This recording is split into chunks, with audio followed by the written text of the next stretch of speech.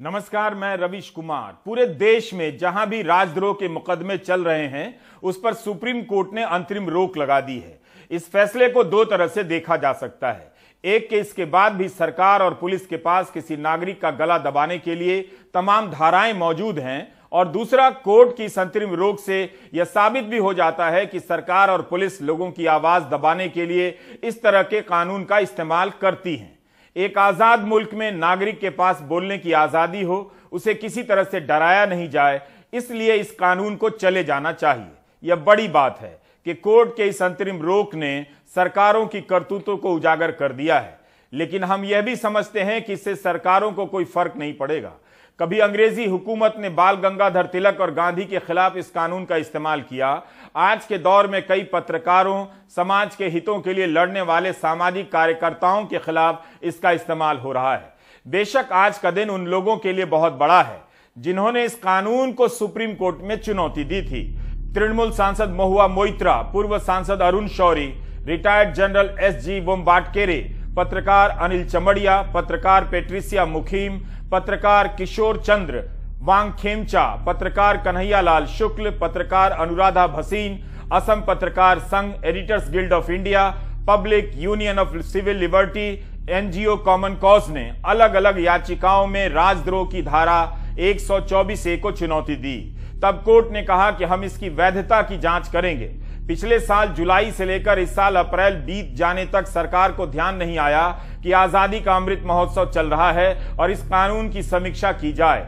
क्या इस कानून को हटाने के लिए सुप्रीम कोर्ट को श्रेय मिल जाता, उसकी चिंता थी, या उन लोगों को श्रेय मिल जाता जो हमेशा नागरिकों के अधिकार के साथ खड़े रहते हैं, उन्हें श्रेय न मिले इसकी चिंता थी। लेकिन इतिहास अखबारों की हेडलाइनों में दर्ज नहीं रहता, वह कहीं और भी मिलता है, और वहां लिखा होगा कि इस कानून को चुनौती देने के लिए वकीलों में कपिल सिब्बल, प्रशांत भूषण, गोपाल शंकर नारायणन, पीबी सुरेश, प्रसन्ना एस, सिद्धार्थ सीम, तनिमा किशोर ने बहस की। आज की यह हेडलाइन इन याचिकाकर्ताओं और वकीलों की वजह से भी है। जिस तरह से यूएपीए का दुरुपयोग किया गया है, चाहे भीमा कोरेगांव के केस में, चाहे दिल्ली राइट्स के केस में, चाहे और केसेस में, यानी कि जो लोग बिल्कुल पीसफुली, जैसे उमर खालिद है, वो तो ये कह रहे थे कि भाई हम हिंसा का जवाब हिंसा से नहीं देंगे, हमको उसका जवाब संविधान से देना चाहिए। उनके खिलाफ भी आपने यूएपीए लगा दिया। यूएपीए में भी अनलॉफुल एक्टिविटी के डेफिनेशन में एक पार्ट ये भी है जो कि बिल्कुल सेडिशन की तरह है कि स्टेट के खिलाफ डिसअफेक्शन फैलाना, वो भी अनलॉफुल एक्टिविटी है। और यूएपीए में आपने बेल का जो कानून है, बेल का प्रावधान इतना सख्त कर दिया कि कोई कोर्ट यूएपीए के केसेस में बेल देने से बहुत कतराती है। मेरी राय में ये दोनों जो पार्ट हैं यूएपीए के, दोनों गैर संवैधानिक हैं। एक तो डेफिनेशन अनलॉफुल एक्टिविटी की, जिसमें उन्होंने सेडिशन की तरह ही डिफाइन कर दिया अनलॉफुल एक्टिविटी को, कि सरकार या स्टेट के खिलाफ डिसअफेक्शन फैलाना, यही अनलॉफुल एक्टिविटी है। और दूसरा बेल का जो प्रोविजन है कि जब तक कोर्ट ये ना तय कर ले कि भाई कोई जना इनोसेंट है, तब तक उसको बेल नहीं दी जाएगी। और ये कोर्ट ट्रायल के पहले कैसे तय कर लेगा? इसीलिए हमने इसको भी चैलेंज किया है। वो चैलेंज सुप्रीम कोर्ट में पेंडिंग है। सुप्रीम कोर्ट ने यह तो उजागर कर दिया कि सरकारें इस तरह के कानून के साथ क्या कर रही थीं, लेकिन इस अंतरिम रोक के बाद भी सरकारों के पास एक नागरिक को डराने के लिए बहुत सारे रास्ते हैं। वो पुलिस अभी भी मौजूद है उसी तरह से, जो किसी के इशारे भर से कानून की धज्जियां उड़ाती हुई किसी को भी जेल में डाल देती है, और फिर आपको वर्षों इंसाफ की लड़ाई लड़ने के लिए अकेला छोड़ देती है, जिसमें आप बर्बाद हो जाते हैं। और ऐसा करने वाले पुलिस अफसर नौकरी छोड़कर सरकार वाली पार्टी से चुनाव लड़ते हैं, विधायक बनते और मंत्री बन जाते हैं। शायद यही वजह है कि कैरमा पत्रिका के संपादक विनोद के जोश ने ट्वीट किया है कि कहने को तो मेरे और मेरे जैसे पत्रकारों के लिए कुछ सिरदर्द कम हुए हैं। मेरे खिलाफ यूपी, मध्य प्रदेश, हरियाणा, कर्नाटक और दिल्ली में राजद्रोह के मामले दर्ज हैं।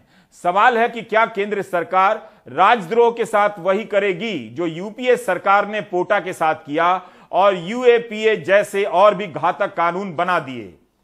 इस बात को ध्यान में रखना जरूरी है। राजद्रोह का कानून हटेगा या उससे भी सख्त दूसरा कानून आएगा, जैसे पोटा के बाद यूएपीए आया। किसी को भी भ्रम में नहीं रहना चाहिए कि इसके बाद पुलिसिया यातना खत्म होने वाली है और सरकारें प्रेस से लेकर नागरिकों का गला घोटना बंद कर देंगी। आप जानते हैं कि किस तरह लोगों को फंसाया जाता है और बिना जवाबदेही के किसी भी धारा का इस्तेमाल होता है। बल्कि बहस यह होनी चाहिए कि ऐसी धाराओं के इस्तेमाल में धारा लगाने के वक्त जितने भी पुलिस अधिकारी हैं उनकी कोई जवाबदेही हो। अगर पुलिस अफसर ने किसी को फंसाने की नीयत से फर्जी धाराएं लगाई हैं तो उसे बर्खास्त किया जाना चाहिए। क्या सुप्रीम कोर्ट के इस आदेश के बाद इस तरह की बहस के दरवाजे खुलते हैं या हम इसकी बात ही नहीं करेंगे? रवीश, कानून में मैलिशियस प्रोसिक्यूशन बहुत जमाने से प्रावधान है कि अगर किसी पे झूठे मुकदमे लगाए गए हैं तो उनके ऊपर आप कंपनसेशन ले सकते हैं। जो सुप्रीम कोर्ट आज कह रही है वो बात यह है कि झूठे मुकदमे, फर्जी धाराएं अक्सर पुलिस लगा देती है। उस मामले में कोर्ट कह रही है कि ऐसे पुलिस ऑफिसर्स को बर्खास्त किया जाए। अब देखिए, मामला यह है कि देश में जनतंत्र है अगर, तो उसके साथ साथ अकाउंटेबिलिटी होनी चाहिए। अगर किसी पर गलत धाराएं लगी, बाद में वो अदालत में साबित नहीं हुई, तो कभी भी हम पुलिस और प्रोसिक्यूशन की कोई जिम्मेदारी इस मामले में नहीं डालते हैं। मैं समझता हूं कि क्योंकि पुलिस जो पावर होल्ड करती है वो होल्ड करती है इन ट्रस्ट, तो उसको कभी भी उस ट्रस्ट को वायलेट नहीं करना चाहिए।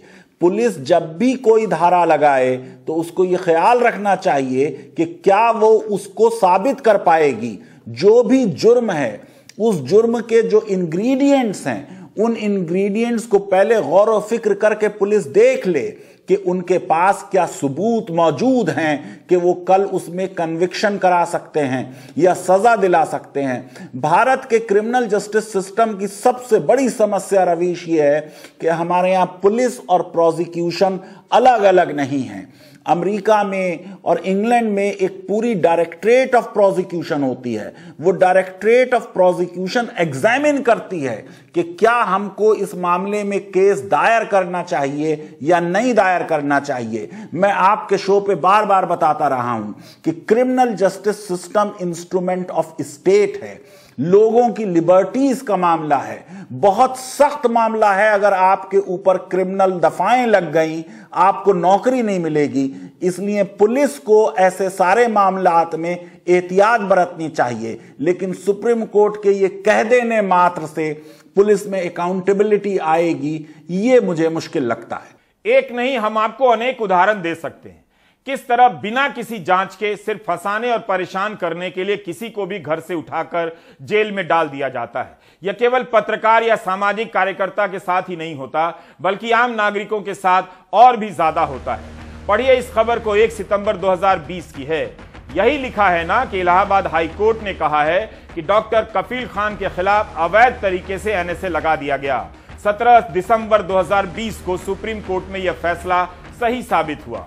तब फिर अवैध रूप से किसी के भी खिलाफ एनएसए लगाने वाले किसी भी अफसर के खिलाफ कोई भी कार्रवाई क्यों नहीं हुई?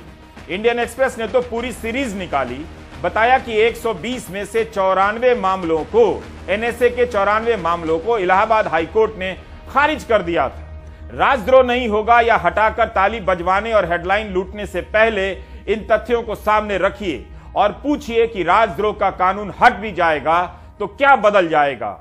इस कानून को लेकर जब सुनवाई चल रही थी तब बहस के दौरान सुप्रीम कोर्ट की टिप्पणियों से उसकी नीयत का भी पता चल रहा था। अदालत बार बार साफ कर रही थी कि इसका इस्तेमाल गला घोटने के लिए किया जा रहा है।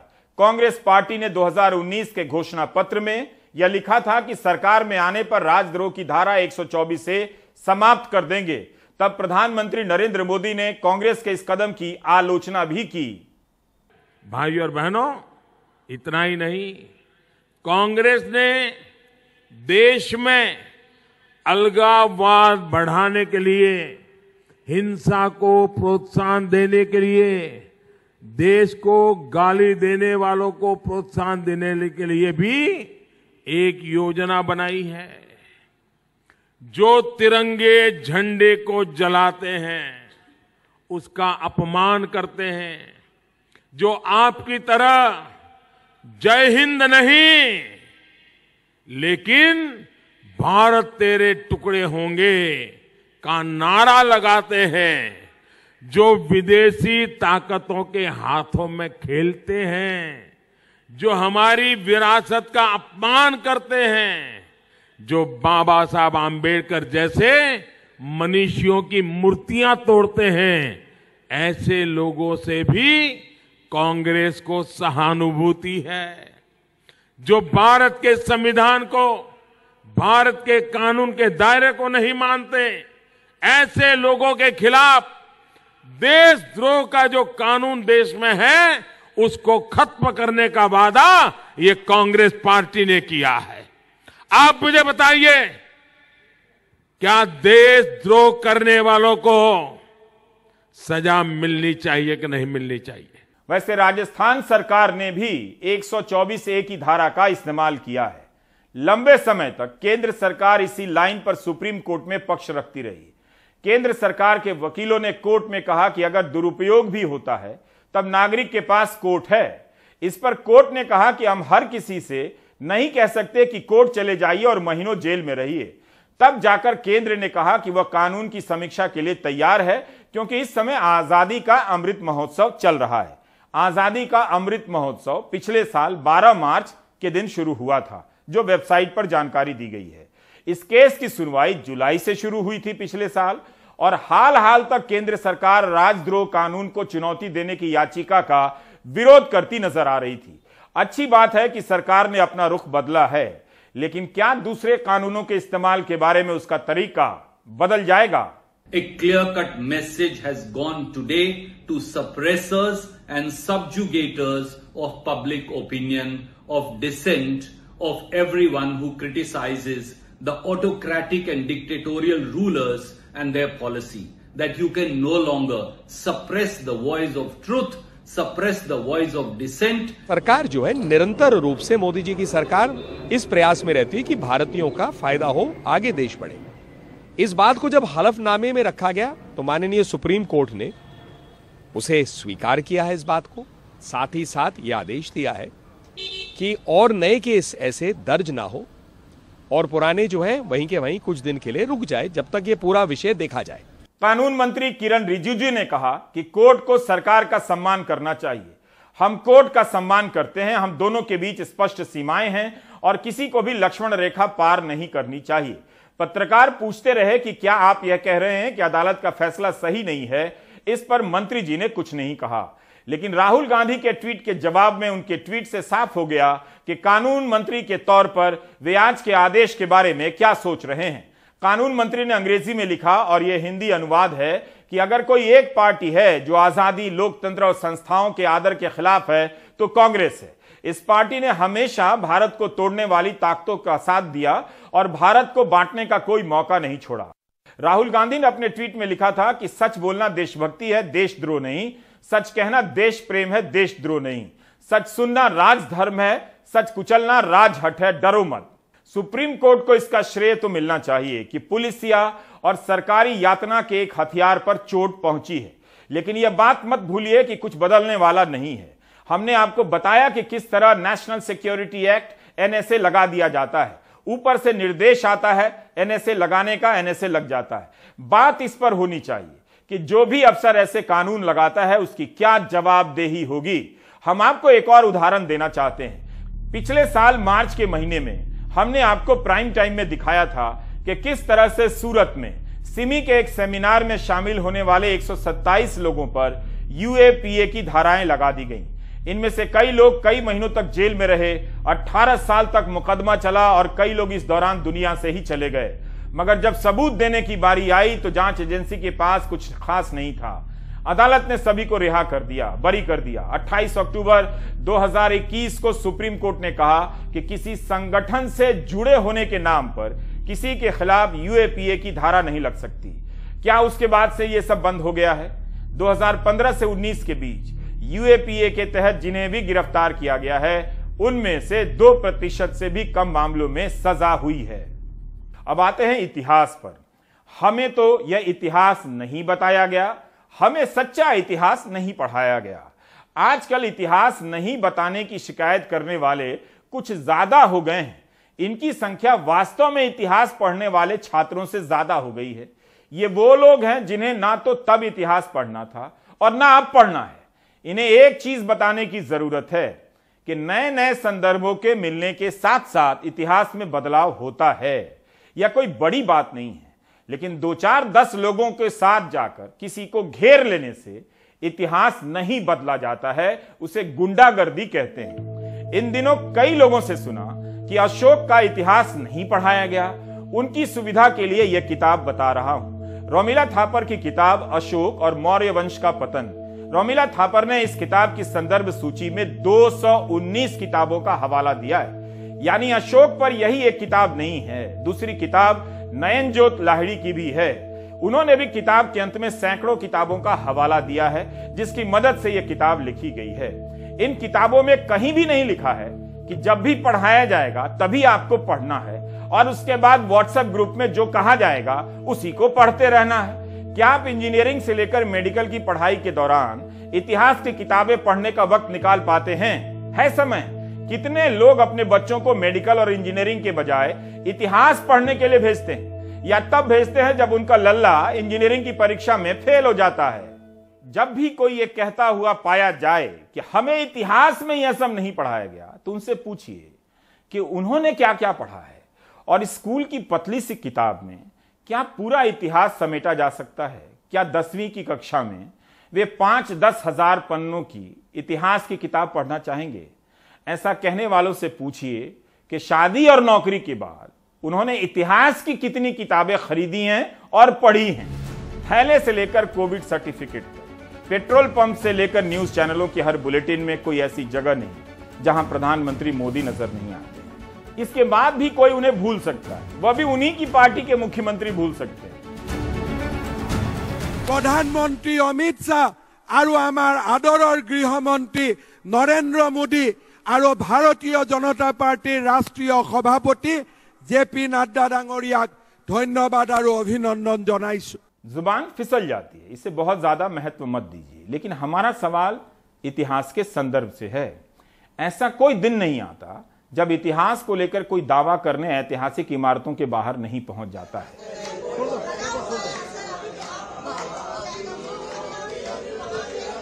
कुतुब मीनार के बाहर जमा ये 10-5 लोग क्या इसका बदला लेने आए हैं कि इन्हें इतिहास नहीं पढ़ाया गया, या इतिहास का बदला लेने आए हैं? भारत में सबसे अधिक पत्रकार अगर किसी शहर में हैं तो वो दिल्ली में है, और वहां भी इस तरह के संगठनों के बारे में, इन सदस्यों के बारे में कोई डिटेल जानकारी कहीं नहीं छपी है। ना किसी ने पता लगाने का प्रयास किया है कि ये कौन लोग हैं, इन्हें इतिहास नहीं पढ़ाया गया तो कहां से ये इतिहास पढ़कर आ गए हैं। मीडिया में ये सभी जिस संगठन के बारे में बताए जा रहे हैं उसका नाम यूनाइटेड हिंदू फ्रंट है। इस फ्रंट का काम दुनिया भर के हिंदुओं को एक करना है। 2012 से ही ट्विटर अकाउंट है, लेकिन इस पते पर दुनिया भर से मात्र 492 फॉलोअर ही एकजुट हो सके हैं। वैसे इनके नेता का एक निजी अकाउंट है जिस पर 49,000 फॉलोअर हैं। खुद को भारतीय जनता पार्टी का वरिष्ठ नेता बताते हैं और लोनी से विधायक जो हैं बीजेपी के, इन्हें फॉलो भी करते हैं। इस संगठन का नारा है सेवा, संघर्ष और सुरक्षा। वैसे तो इस देश में नागरिकों की सुरक्षा के लिए पुलिस, थाने, कोर्ट और सेना है, लेकिन ये संगठन भी सुरक्षा देने का काम कर रहे हैं। मंगलवार के प्रदर्शन के बाद इनके नेता का कई चैनलों पर इंटरव्यू चलता रहा, ये डिबेट में हिस्सा लेते रहे।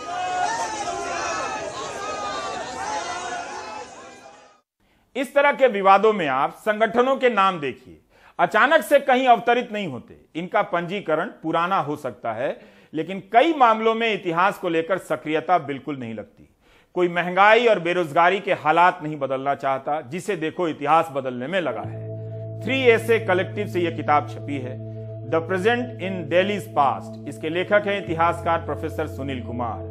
जीवन भर दिल्ली के इतिहास की छानबीन करते रहने वाले प्रोफेसर सुनील कुमार ने इस किताब में दिखाया है कि किस तरह आधुनिक समय में कुतुब मीनार को लेकर नए नए दावे किए जाते रहे, नए नए तथ्य भी सामने आए, लेकिन राजनीति बार बार उन्हीं मुद्दों पर लौटती रही है। इस किताब में किसी बात को छिपाने का प्रयास नहीं किया गया है, लेकिन यहाँ इतिहास को देखने का नजरिया नाम बदलने और बदला लेने का नहीं है। कुतुब मीनार पर उनका यह लेख 61 पन्नों का है और अलग से 9 पन्नों में बताया गया है कि इस लेख के लिए किन किन किताबों और दस्तावेजों का अध्ययन किया गया है। इस छोटे से लेख के लिए संदर्भ सूची की संख्या 64 है। क्या आप इस किताब को पढ़ेंगे या व्हाट्सएप ग्रुप में बोलेंगे कि अरे हाँ, इतिहास तो हमें पढ़ाया ही नहीं गया। आपने श्रीलंका में देख लिया कि वहां किस तरह से बौद्ध शासन व्यवस्था की बहाली हो रही थी और उसके पीछे चीन से कर्ज लेकर उन नीतियों को लागू किया जा रहा था जिन्हें फेल होना ही था। हमने एक वीडियो देखा ट्विटर पर जिसमें सरकार का एक समर्थक अपनी जान बचाने के लिए कह रहा है कि मुस्लिम लोगों ने ऐसा किया है, लेकिन वही सिंगली लोग जो मुसलमानों के खिलाफ नफरत में डूबे हुए थे उस व्यक्ति से कह रहे हैं कि बांटने का काम अब बंद कर दो, नफरत की राजनीति बहुत हो चुकी। इस खबर से पता चलता है कि हलाल मीट बंद करने के मामले में श्रीलंका भारत से सीनियर हो सकता है। बीबीसी की यह रिपोर्ट 17 फरवरी 2013 की है। कट्टरवादी सिंगली बौद्ध संगठन मांग कर रहे हैं कि हलाल मीट की बिक्री पर रोक लगे। इस रिपोर्ट में एक बयान है, गौर कीजिए। एक संगठन के नेता कह रहा है कि हमारा देश सिंगली है और हम इसकी अनऑफिशियल पुलिस है। कुछ याद आया? ऐसा कहने की मूर्खता और ताकत धर्म के नाम पर ही इन्हें मिलती होगी। 21 मई 2019 की अल जजीरा की खबर है कि श्रीलंका में सिंगला लोगों ने मुस्लिम पड़ोसियों पर हमला कर दिया। उस साल देश के कई शहरों में मुसलमानों के घर और दुकानदारों को लूट लिया गया। पत्थर और पेट्रोल बम से हमले किए गए और कट्टर बौद्ध संगठनों ने 500 से अधिक घरों पर हमला किया जो मुसलमानों के थे। श्रीलंका का इतिहास तो नहीं बदला, लेकिन देश बर्बाद हो गया। बौद्ध धर्म गुरु किसी काम के नहीं निकले, बल्कि अब आंदोलन का हिस्सा हो गए। उनसे ना शांति आई ना समृद्धि आई। आज के हिंदू अखबार में एक रिपोर्ट छपी है कि चीन का कर्जा लद गया मगर विकास नहीं आया। इंफ्रास्ट्रक्चर के नाम पर श्रीलंका कंगाल हो गया। जिन लोगों को इतिहास नहीं पढ़ाया गया है और वे भूल गए हैं, उनकी एक और त्रासदी बताना चाहता हूं। Turn left towards Tughlaq Road after 200 meter. Turn right towards Akbar Road after 500 meter. Google map ना हो तो घर और पार्टी मुख्यालय तक ये ना पहुंच सके। गूगल मैप वाली सखी का उच्चारण सुनकर ऐसा लगता है कि जनाब दिल्ली के आईटीओ से नहीं, अंतरिक्ष से गुजर रहे हैं। इस दौर में सड़कों के नाम बदल देने से क्या मिल जाएगा? जब आप नाम कुछ भी रखें, गूगल सखी उसका नाम कुछ और पुकारने लग जाती है। Do you get my point? जहां भी मुस्लिम समुदाय के नाम हैं, उसे बदलकर ये लोग क्या हासिल करना चाहते हैं? क्या उस इलाके का कुछ और विकास हो जाता है? तो समझने की बात यह है कि जैसे गूगल सखी आपको शहर में घुमा रही है, उसी तरह से नाम के नाम पर यह संगठन आपको टहला रहे हैं। क्या वाकई आपको नामों से इतिहास याद आ जाता है? राजनीति को इतना रूटीन मत बनने दीजिए कि सारी राजनीति फालतू विषयों पर होने लग जाए। 400 मीटर के बाद बाएं तरफ से बाहर निकलें। वैसे इतिहास बदलने के लिए लड़ने वाले नेता अगर दिल्ली के निगमों के स्कूलों के वेतन, जो टीचर हैं, उनके वेतन के लिए लड़ाई लड़ लें, वेतन दिला दें तो गनीमत है। अभी कुतुब चल रहा है, कल अकबर चलेगा, परसों औरंगजेब चलेगा, फिर नरसों अब्दाली चलेगा। आप कितने टॉपिक पर रिसर्च करेंगे? रिसर्च से किसी को मतलब नहीं, इन्हें तो बिल्कुल नहीं। लखनऊ में प्राध्यापक रविकांत को इसी तरह घेर लिया गया। रविकांत ने कहा है कि जिस बयान को लेकर घेरा गया उसके बारे में उन्होंने ही कहा था कि ऐसा सुनने में आता है, इसका कोई प्रमाण नहीं। इसके बाद भी उन्हें घेरा गया।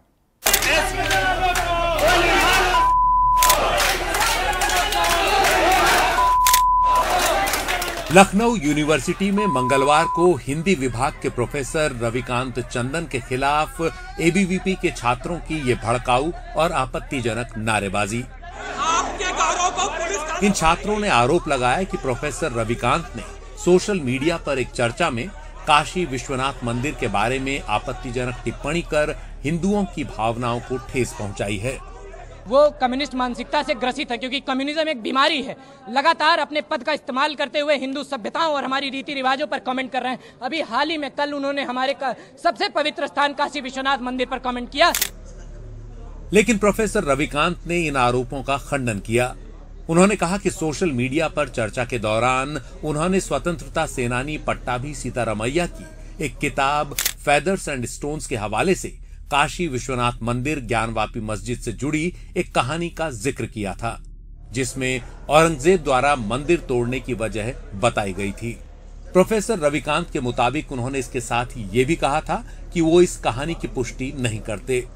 मेरे वक्तव्य को उस किताब और लेखक के रेफरेंस को काट करके दुष्पाचारित किया गया मेरे खिलाफ कि मैं हिंदू धर्म की भावनाओं को भड़का रहा हूं, जबकि मेरा कोई ऐसा इरादा नहीं था। मैं तो केवल उस घटना का जिक्र कर रहा था जो कहानी के रूप में है, वो तथ्यात्मक रूप में भी नहीं है। मैंने इसको भी कहा, मैंने ये भी कहा कि आप पूरा वीडियो देखिए, आपकी गलतफहमी दूर हो जाएगी।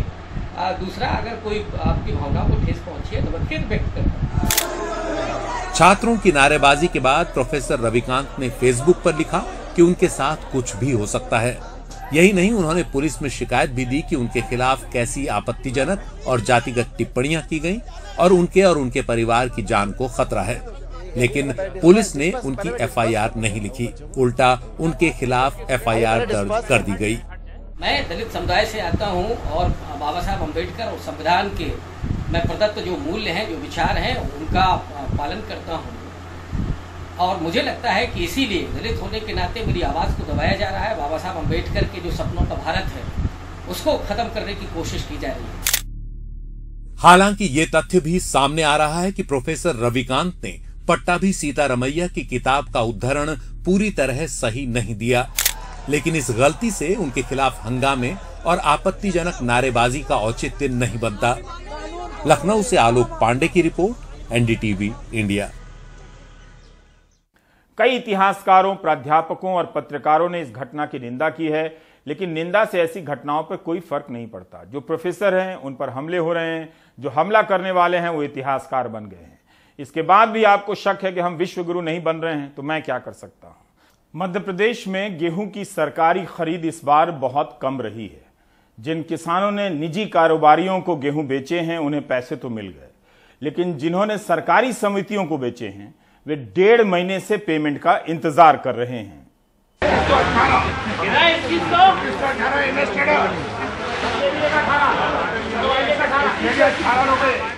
जगदीश मीणा मुबारकपुर से भोपाल की करौंद मंडी आए 3 ट्रॉली गेहूं लाए थे। नीलामी में एमएसपी से 105 रुपए प्रति क्विंटल ज्यादा मिले हैं। पैसा भी फौरन मिल गया, वो खुश हैं। एक तो सोसाइटी में पैसे बहुत लेट आ रहे हैं, पैसे यहाँ नगद पैसा पेमेंट मिल रहा है, इधर तुलवाओ इधर पेमेंट पूरा। इस बार दिक्कत नहीं, पिछली बार थी दिक्कत जब पार्टी जेस करते थे, इस बार कोई दिक्कत नहीं। कुछ व्यक्तिगत दिक्कतें कम होंगी इस बार, लगभग भी अच्छा मिला है। लगभग। नर्मदा प्रसाद अहिरवार ने 50 बोरे बेचे हैं। एमएसपी से लगभग 200 रुपए प्रति क्विंटल ज्यादा मिले हैं। भगवान सिंह को भी फायदा हुआ, लेकिन थोड़े दुखी हैं क्योंकि 500 क्विंटल बहुत पहले बेच दिया था। खुश हैं? खुश हैं अपन तो, जो भी मिल रहा है वो। जो भी क्यों, मतलब कम मिलता तो नहीं, दुखी रहेगा। नहीं। तो जो भी नसीब का हो वो कहीं नहीं जाता। इस पे 7,000 रुपये बढ़ेंगे, ये समझ लो आप, हमारे ट्रैक्टर का डीजल ही डलेगा, हमारा खर्चा निकलेगा। अफसोस तो हो रहा है सर, 200 रुपये घाटे में जाएंगे। 500 क्विंटल पीसी बेची है तो 1 लाख रुपए घाटा पड़ा है। कारोबारी कह रहे हैं बम्पर आमद है, किसान खुश हैं। सरकार ने कृषि टैक्स की भी छूट दी है। जो किसान की जैसे समर्थन मूल्य पे एमएसपी पे 2015 रुपये गेहूँ बिकती थी, यहाँ मिनिमम हल्के से हल्की गेहूँ 2000 रुपये बिक रही है। मालवा शक्ति 2150 बिक रही है। क्रॉस और लोकन का कलर शायद 2300 बिक रही है। शरबती 3500 रुपये तक बिक रही है। इस बार क्योंकि एमएसपी से ऊपर मंडियाँ ही बिक रही हैं, तो आदमी किसान एमएसपी पे क्यों देगा। मध्य प्रदेश शासन ने भी उसमें एक्सपोर्टरों को कृषि टैक्स की भी छूट दी है, वो चाहे क्लेम कर सकते हैं रिफंड का।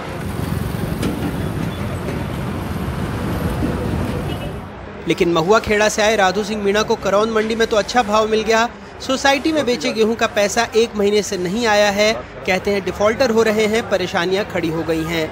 7 तारीख को तुलवाई थी, आज तक पेमेंट नहीं आई। कौन सी सोसाइटी में? ये रांगई विदिशा चौक से वेयर हाउस पे। तो अभी तक 1 महीने हो गए। कितना गेहूं बेचा था वहाँ पे? 300 बोरे। 300 बोरे। और यहाँ क्या कितना माल लाए?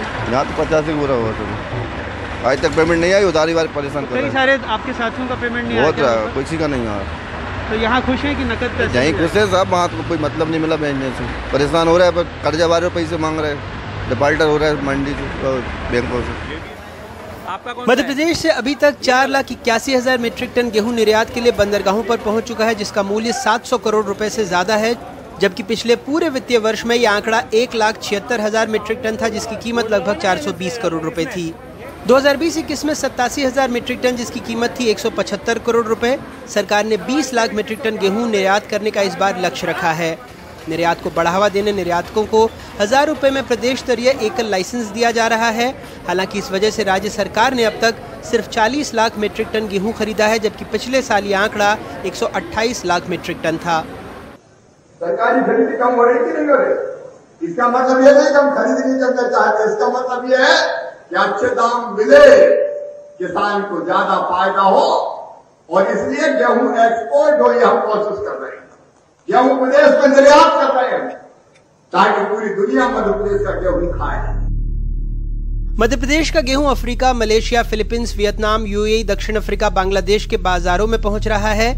जानकार मानते हैं इसका दीर्घकालिक फायदा है। राज्य को नए बाजार मिलेंगे, मांग आपूर्ति का संतुलन बनेगा, विपणन की दिक्कतें कम होगी। सरकार विपणन के कई चैनलों को बांट सकती है जिससे किसान सीधे बाजार से जुड़ सकता है। लेकिन एक अहम सवाल है, गेहूं की सरकारी खरीदी कम होने से क्या दिक्कतें नहीं होंगी? क्योंकि सरकारी खरीद का मकसद खाद्यान्न सुरक्षा और गरीबों को पीडीएस से सस्ता खाद्यान्न उपलब्ध कराना है। दूसरा इसका एक खामियाजा है ये कि जिस हिसाब से अभी हमारे पास जो स्टॉक है और जो स्टॉक में जितना खराब स्टॉक की मात्रा ज्यादा है, तो अगर आने वाले समय में हमने उसको सही तरीके से क्लासिफाई नहीं किया, उसका सही तरीके से मूल्यांकन नहीं किया और दूरदृष्टि के साथ में अभी हमने हमारा जो डोमेस्टिक प्रोडक्शन है इसको एक्सपोर्ट कर दिया, तो आने वाले समय में हमारे देश के लिए जो फूड सिक्योरिटी है वो खतरे में आएगी। केंद्र ने 2020-21 में अलग अलग योजनाओं के तहत लगभग 465 लाख टन गेहूं का आवंटन किया, जिसमें प्रधानमंत्री गरीब कल्याण योजना भी थी। जबकि साल 2021-22 में रबी मार्केटिंग सीजन में सरकार ने 433 लाख टन गेहूं की खरीदी की थी। अब सवाल ये तो उठता ही है कि सरकार अगर इस बार आधी खरीदी करती है तो गरीबों जरूरतमंदों को उपलब्ध कराए जा रहे गेहूं का इंतजाम कहां से होगा? 1 मई 2022 को केंद्रीय पूल में 303,46,000 मीट्रिक टन गेहूं था। जुलाई में सरकार के पास लगभग 575 लाख टन गेहूं होना चाहिए। और अगर ऐसा नहीं हुआ तो कहीं फिलहाल दुनिया का पेट भरनी निकली सरकार को खुद के लोगों का पेट भरने के लिए गेहूं आयात न करना पड़े। मध्य प्रदेश के किसान पंजाब और हरियाणा की तरह गर्मी और लू के थपेड़ों से ज़्यादा परेशान नहीं हैं, क्योंकि यहाँ पर बुआई थोड़ी पहले होती है, इसलिए पैदावार और किसान दोनों के चेहरे इस वक्त भी खिले हुए हैं। भोपाल से कैमरा पर्सन रिजवान खान के साथ अनुराग द्वारी, एनडीटीवी इंडिया। नीट पीजी की परीक्षा के छात्र बहुत ज्यादा परेशान हैं। 5 साल एमबीबीएस की पढ़ाई पूरी करने के बाद पीजी करने का मौका आया तो तैयारी का समय नहीं मिला। उनका कहना है कि हाल तक पिछले साल की परीक्षा के तहत एडमिशन की प्रक्रिया चली है, जिसमें वे सारे व्यस्त थे। नई परीक्षा की तैयारी का मौका नहीं मिला। मैंने उन्हें पिछली बार भी कहा था कि प्राइम टाइम में दिखाने से सरकार उनकी मांग मान लेगी, इसकी कोई गारंटी नहीं है। मेरी बात सही साबित हुई, लेकिन छात्रों का कहना है कि एक बार और कोशिश करने में बुराई नहीं है। आप ब्रेक ले लीजिए।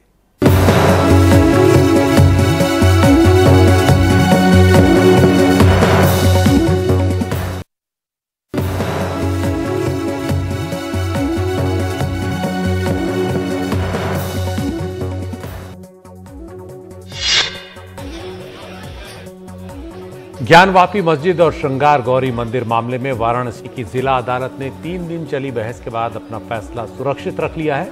2021 में 5 महिलाओं ने ज्ञानवापी मस्जिद में श्रृंगार गौरी मंदिर होने का दावा करते हुए वहां रोज दर्शन और पूजा पाठ की इजाजत की मांग से जुड़ी याचिका दी थी। 26 अप्रैल को अदालत ने सर्वे के लिए एक एडवोकेट कमिश्नर नियुक्त किया। उन्हें ईद के बाद 3 दिन में जांच पूरी करनी थी और 10 मई को नतीजा अदालत में रखना था। लेकिन मस्जिद पक्ष ने सर्वे टीम के अंदर जाने पर एतराज जताया और एडवोकेट कमिश्नर बदलने की मांग की। इस पर कोर्ट में बहस पूरी हो गई है और कोर्ट ने गुरुवार के लिए अपना आदेश सुरक्षित रख लिया है।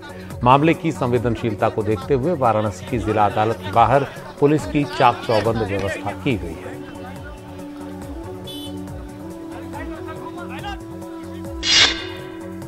भयानक आर्थिक संकट से जूझ रहे श्रीलंका में अब टैंक और बख्तरबंद गाड़ियां सड़कों पर नजर आ रही हैं। श्रीलंका में लगातार चल रहे सरकार विरोधी प्रदर्शनों को देखते हुए वहां की सरकार ने हिंसक प्रदर्शनकारियों को देखते ही गोली मारने के आदेश दे दिए हैं। सरकार के इस आदेश के बावजूद श्रीलंका के कई इलाकों में हिंसक प्रदर्शनों और आगजनी की घटनाएं सामने आ रही हैं। कोलंबो के करीब कई दुकानों को जला दिया गया। इससे पहले पूर्व प्रधानमंत्री महिंदा राजपक्षे के बेटे के रिजॉर्ट को भी प्रदर्शनकारियों ने आग लगा दी थी। इस बीच श्रीलंका में कई विपक्षी नेताओं ने चेतावनी दी है कि हिंसा के बहाने सेना को सत्ता में आने का बहाना मिल सकता है। सड़कों पर भारी संख्या में सेना के जवानों और टैंकों और बख्तरबंद गाड़ियों के उतरने से इन अटकलों को हवा भी मिली, लेकिन सेना ने इन अटकलों को बेबुनियाद बताया है।